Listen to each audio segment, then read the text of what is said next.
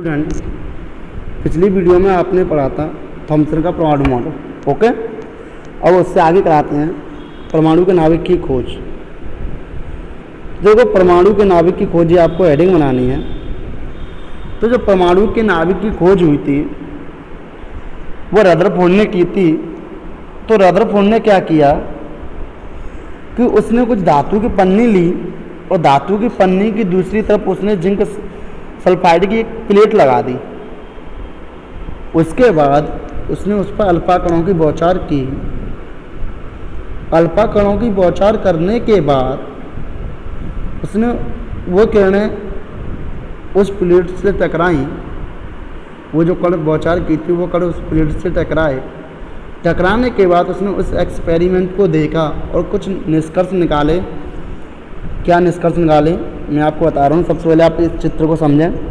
देखो, ये धातु की पन्नी हो गई, ये अल्फा कण है। ओके, और देखो कुछ अल्फा कण सीधी चली गई। आपने देखा ये अल्फा कण क्या सीधी जा रही है, नहीं जा रही है।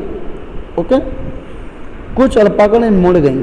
देखो ये मुड़ गई है, नहीं मुड़ गई नीचे की तरफ। ओके, और कुछ अल्फा कण सीधी गई, जाने के बाद इससे टकराई और टकराने के बाद पुनः वापस आएगी। देखो ये किरणें क्या हुई, वापस आ गई ना। तो इन्हीं को देखने के बाद उसने पॉइंट दिए थे। कौन कौन से पॉइंट दिए थे? पहला पॉइंट दिया था उसने, पहला पॉइंट देखो, ये नोट भी करना है कि कुछ अल्फा कण अपने मार्ग से गई और वो सीधी चली गई, उनमें कोई भी चेंजिंग नहीं हुई। तो इसका मतलब परमाणु का जो कुछ स्थान है वो खाली है। क्या है? रिक्त स्थान। जैसे उसने क्या दिया, ये है परमाणु। अभी आपको मैंने समझाया, कुछ किरणें गई ऐसे चली गई वो पार।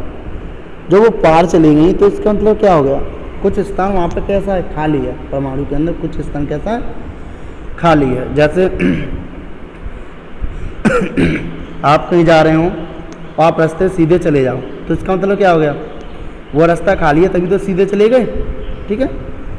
दूसरा पॉइंट उसने देखा कि अल्फा कण गई और जाने के बाद पुनः जिस रास्ते से गई उसी रास्ते से वो वापस आएगी।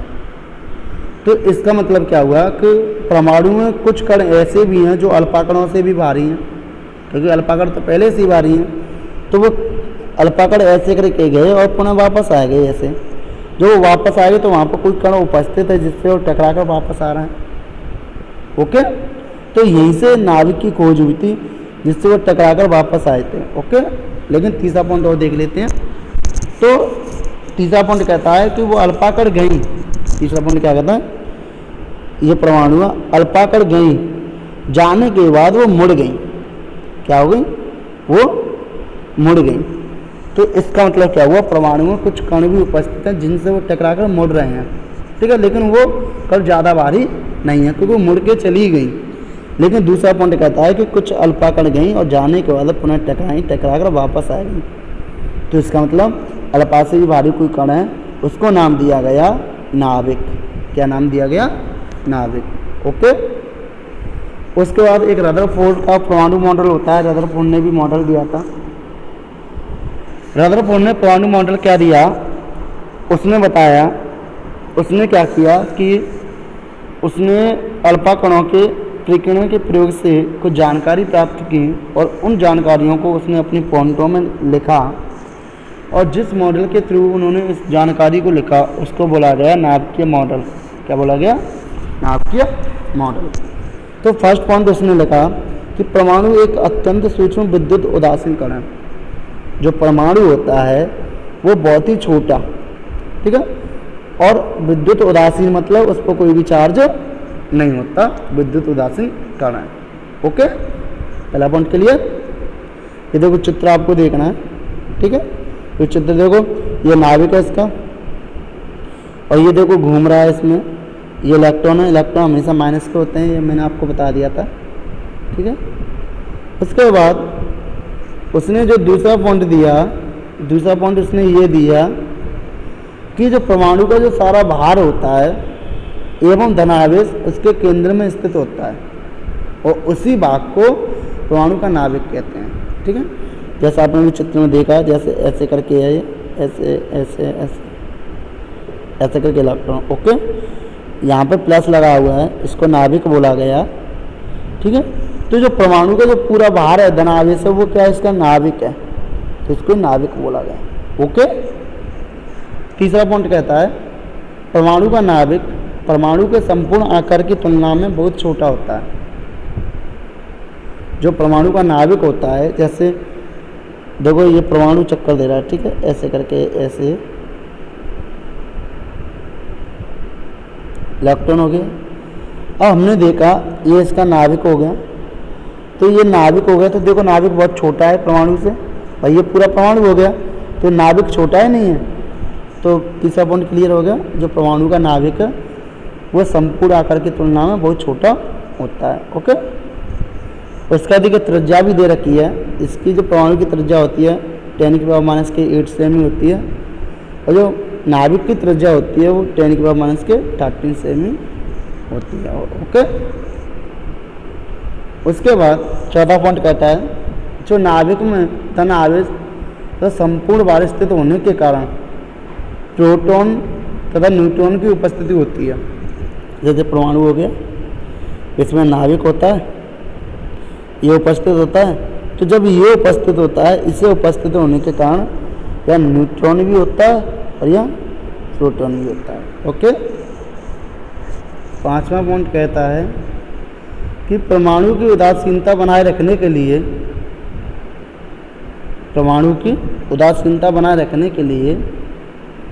प्रोटॉन के समान मात्रा में इलेक्ट्रॉन उपस्थित होते हैं।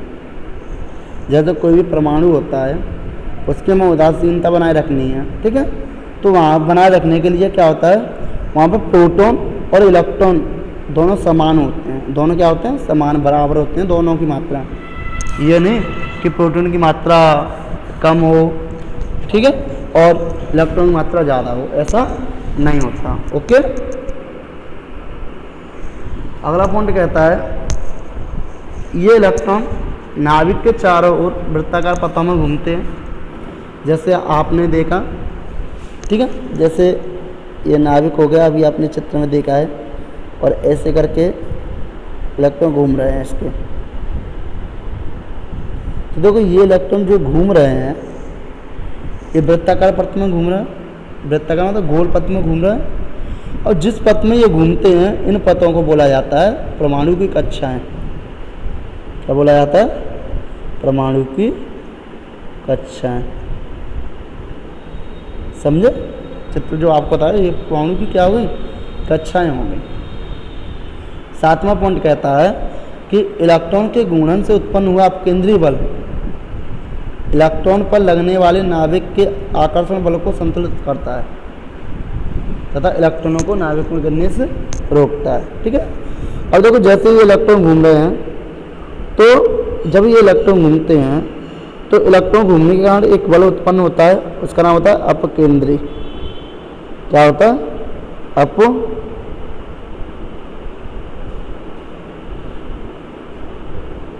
बल। ठीक है। तो वो अपकेंद्री बल क्या करता है, इन इलेक्ट्रॉनों को नाभिक में जाने से रोकता है। ठीक है। क्या करता है, इन इलेक्ट्रॉन को नाभिक में जाने से रोकता है। यही रीज़न होता है कि मौत के कुएं में जब कोई ड्राइवर बाइक चला रहा होता है तो वो गिरता नहीं है। क्यों नहीं गिरता है, क्योंकि उस पर एक अपकेंद्री बल काम कर रहा होता है, जिसके कारण वो नहीं गिरता है। ओके। इसके बाद जो नेक्स्ट टॉपिक है वो अगली वीडियो में।